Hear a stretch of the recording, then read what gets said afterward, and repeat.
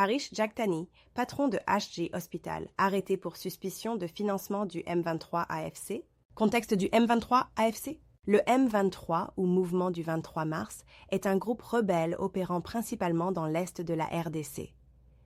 Depuis sa résurgence, il est accusé de diverses exactions, notamment des recrutements forcés et l'instauration d'administrations parallèles dans les zones sous son contrôle.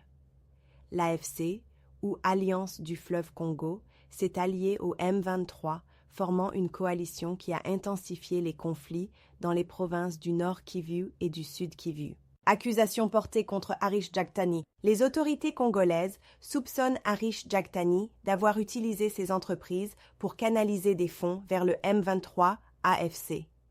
Cette arrestation fait suite à des enquêtes révélant que certaines sociétés seraient impliquées dans la fraude de minerais en provenance de Rubaya, au Nord Kivu, contribuant ainsi au financement des activités rebelles.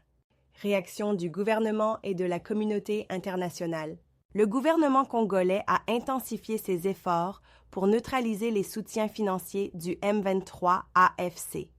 Des enquêtes ont été lancées contre des personnalités politiques accusées de complicité avec ces groupes armés. Parallèlement, le Conseil de sécurité de l'ONU a adopté une résolution exigeant le retrait immédiat du M23 AFC des territoires occupés et le respect de la souveraineté de la RDC. Conséquences pour la population civile.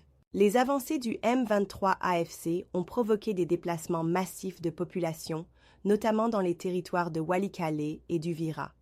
La prise de localités stratégiques par les rebelles a engendré une psychose parmi les habitants, craignant pour leur sécurité. De plus, des entreprises minières ont suspendu leurs activités en raison de l'insécurité croissante, affectant l'économie locale. Conclusion. L'arrestation de Harish Jagtani souligne la détermination des autorités congolaises à démanteler les réseaux de financement des groupes rebelles. Cependant, la situation demeure complexe, nécessitant une coopération renforcée entre le gouvernement, la communauté internationale et les acteurs locaux pour restaurer la paix et la stabilité dans l'est de la RDC. Merci de suivre, abonnez-vous sur votre chaîne Info du Jour TV.